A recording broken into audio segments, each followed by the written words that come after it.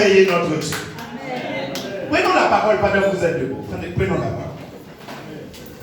Nous allons dans le même sens que le chant que nous venons de chanter. Dans le psaume 100. Dans le psaume 100. Nous allons trouver la parole de Dieu. Le psaume 100.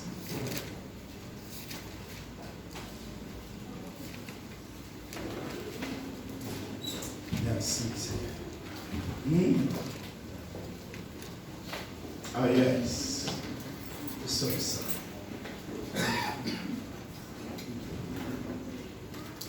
Je lis pour vous.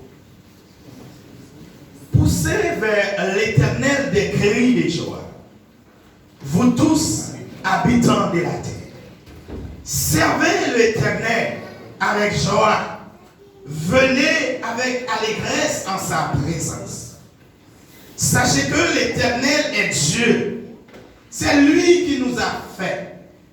Et nous lui appartenons. Nous sommes son peuple et le troupeau de son pâturage. Entrez dans ses portes avec des louanges, dans ses parvis avec des cantiques. Célébrez-le, bénissez son nom. Car l'Éternel est bon, sa bonté durera toujours, et sa fidélité de génération en génération. Lisons ensemble le dernier verset. Car l'Éternel est bon, sa bonté durera toujours, sa fidélité de génération en génération. Parole du Seigneur. Alléluia. Poussez vers l'Éternel des cris de joie. Alléluia. Poussez à notre Dieu des cris de joie. Vous pouvez vous asseoir parce que je vais vous déranger à nous. Parce que ce matin, je vais pousser des cris de joie et je veux que vous poussez des cris de joie. Amen. Je vais pousser des cris de joie. Amen. Je ne sais pas, est-ce que vous voulez pousser des cris de joie? Amen. Je ne sais pas, est-ce que vous êtes dans la joie en ce matin?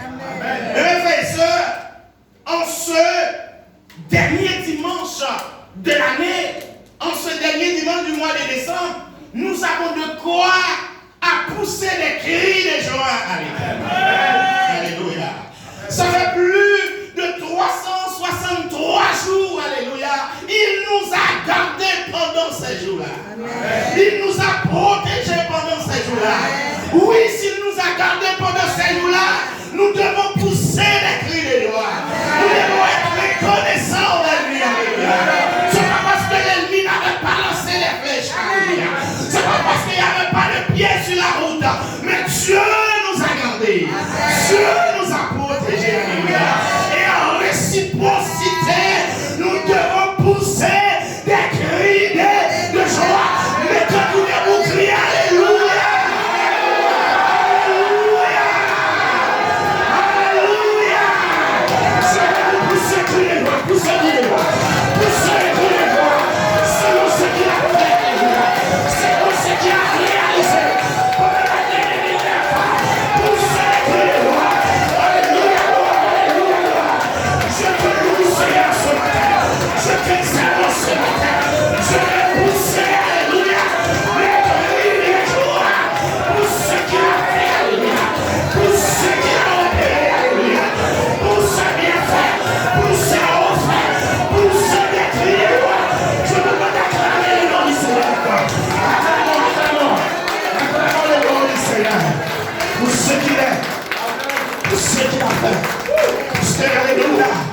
Il est grand, il est merveilleux. Il est Dieu incomparable. Merci pour vous. Nul n'est comme lui. Oui, nous devons pousser les cris de joie. Puisque, mes frères et sœurs, dans le psaume 100, le psalmiste, puisque on ne connaissait pas, on ne connaît pas l'auteur de ce psaume. Mais l'auteur de ce psaume, c'est un musicien, c'est un homme reconnaissant. Il a réalisé ce que Dieu a fait pour lui. Il a écrit ce psaume. En faisant l'exégèse de ce psaume, à savoir le psaume 100, nous pouvons tirer deux grands points. Le premier point se trouve dans le verset 3. Il dit, sachez que l'Éternel est Dieu. C'est lui qui nous a fait. Et nous lui appartenons. Nous sommes son peuple et le troupeau de son pâturage. Ici, nous voyons l'adoration, alléluia, de l'auteur. Là, l'auteur veut nous enseigner que nous devons adorer Dieu pour ce qu'il est. Amen. Et le deuxième point se trouve dans le verset 4 et le verset 5. Il dit, entrez dans ces portes avec des quoi? Avec des louanges, dans ces parvis avec des cantiques. Célébrez-le, bénissez son nom. Et il va donner la raison, alléluia, de louer Dieu. Il dit, car l'Éternel,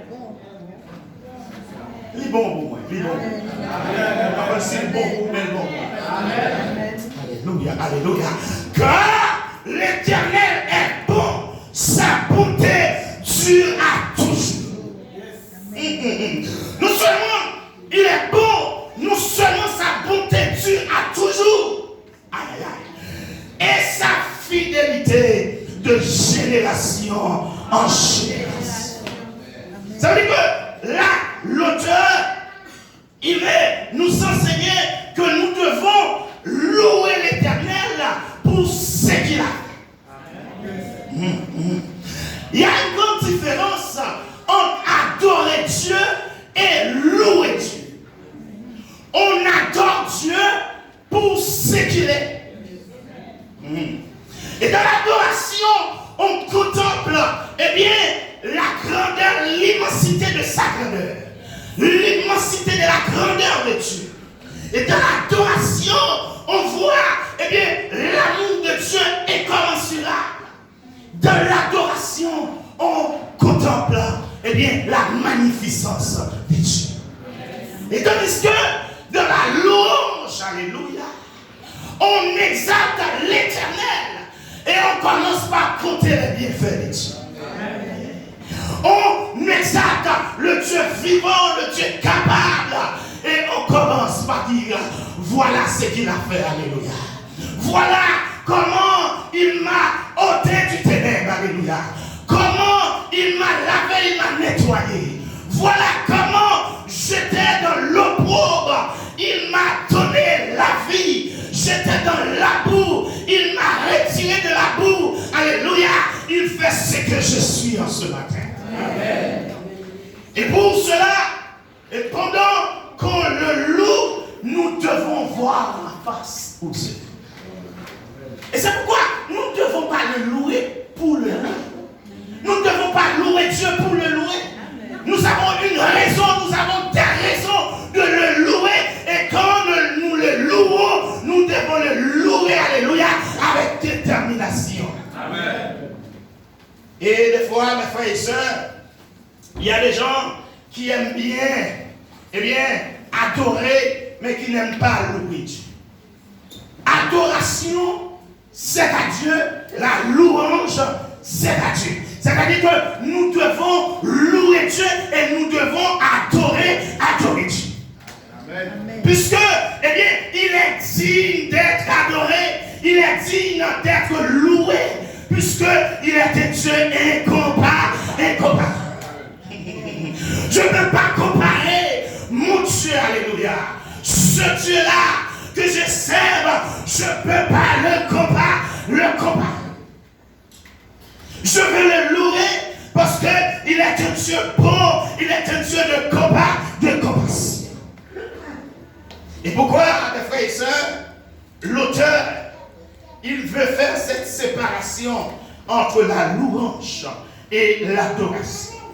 Et comme je vous ai dit dans le verset 3, eh bien, ce que l'auteur veut nous faire comprendre, c'est que nous sommes, eh bien, l'ouvrage de sa main. Et c'est ce qu'il dit, oui, nous sommes son peuple. Et nous lui appartenons. Est-ce côté où c'est petit pour Dieu matin.